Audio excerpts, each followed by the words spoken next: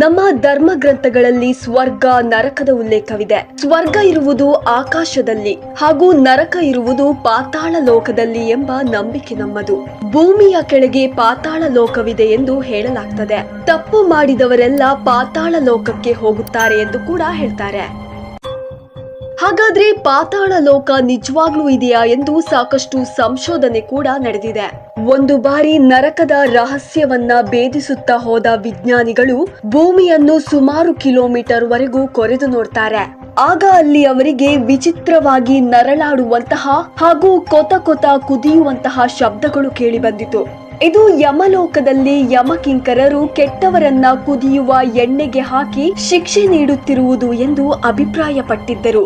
ಆದ್ರೆ ಇದುವರೆಗೂ ಯಾರಿಗೂ ಕೂಡ ಅದನ್ನ ಸರಿಯಾಗಿ ಕಂಡುಹಿಡಿಯಲು ಆಗಲಿಲ್ಲ. ಆದ್ರೆ ಇಂದಿಗೂ ಕೂಡ ನರಕವನ್ನ ಭೇದಿಸುವ ಪ್ರಯತ್ನವನ್ನ ಮಾತ್ರ ಯುವಕರು ಇಂದಿಗೂ ಬಿಟ್ಟಿಲ್ಲ. ಅದು ಎಷ್ಟರ ಮಟ್ಟಿಗೆ ಅಂದರೆ ಅಪಾಯವನ್ನ ಕೂಡ ಲೆಕ್ಕಿಸದೆ ಇಲ್ಲೊಂದು ಗುಂಪು ತಮ್ಮ ಕೆಟ್ಟ ಕುತೂಹಲದಿಂದ ನಿಷೇಧಿತ ಕಂದಕದ ಪ್ರದೇಶದೊಳಗೆ ಹೋಗಿ ಅಲ್ಲಿನ ಭಯಾನಕತೆ ಅರಿವಾಗುತ್ತಲೇ ಕ್ಷಣಾರ್ಧದಲ್ಲೇ ಹಿಂತಿರುಗಿದ ವಿಡಿಯೋ ಒಂದು ಸೋಷಿಯಲ್ ಮೀಡಿಯಾದಲ್ಲಿ ವೈರಲ್ ಆಗಿದೆ. ಒಂದು ದೊಡ್ಡ ಬಂಡೆಯ ಮೇಲೆ ಸಣ್ಣ ಕಂದಕಗಳಿದ್ದವು. ಅದರೊಳಗೆ ಒಬ್ಬ ಮನುಷ್ಯ ಮಾತ್ರ ಹೋಗಲು ಸಾಧ್ಯ. ಉಸಿರು ಕಟ್ಟಿಸುವಂತಹ ಕಂದಕದೊಳಗೆ ಇಳಿದ ಈ ಸಂಶೋಧಕರು ಒಳಗೆ ಹೋಗುತ್ತಲೇ ಭಯಾನಕವಾದ ಅನುಭವವಾಗುತ್ತದೆ. ಒಂದು ಕಡೆ ಮುಳುಗಿ ಹೋಗುವಷ್ಟು ನೀರು ಸಿಕ್ಕಿದರೆ ಇನ್ನೊಂದು ಕಡೆ ಬಂಡೆಯ ಒಳಗೆ ಹೋದಷ್ಟು ವಿಚಿತ್ರವಾದ ಗುಹೆ ರೀತಿ ಕಾಣಸಿಗುತ್ತದೆ. ಹೇಗೆ ಒಬ್ಬೊಬ್ಬರಿಗೆ ಒಂದೊಂದು ರೀತಿಯ ಅನುಭವವಾಗುತ್ತದೆ. ಸಾವನ್ನೇ ಎದುರು ಹಾಕಿಕೊಂಡು ಪಾತಾಳ ಲೋಕವನ್ನ ಹುಡುಕುತ್ತಾ ಹೊರಟವರಿಗೆ ಮುಂದೆ ಸಾಗುತ್ತಾ ವಿಚಿತ್ರವಾದ ಅನುಭವಗಳು ಆಗತೊಡಗಿತು.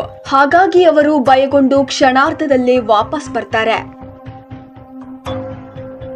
ಅದ್ರೊಳಗೆ ಹೋಗಿರುವವರು ಎಷ್ಟು ಭಯಗೊಂಡರೂ ಅಷ್ಟೇ ಭಯವನ್ನ ಆ ವಿಡಿಯೋವನ್ನ ನೋಡುತ್ತಿರುವ ವೀಕ್ಷಕರು ಕೂಡ ಉಸಿರನ್ನ ಬಿಗಿ ಹಿಡಿದುಕೊಂಡು ನೋಡುತ್ತಿದ್ದರು.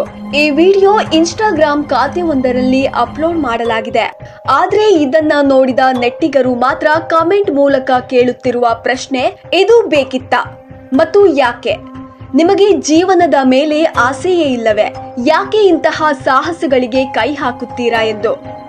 ಅಷ್ಟೇ ಅಲ್ಲದೆ ಕಮೆಂಟ್ ಮೂಲಕ ನೀವು ನನಗೆ 10 ಮಿಲಿಯನ್ ನೀಡುತ್ತೇನೆ, ಹೋಗುತ್ತೀಯಾ ಎಂದರೆ ನನ್ನ ಉತ್ತರ ಇಲ್ಲ ಎಂದೇ ಆಗಿರುತ್ತೆ.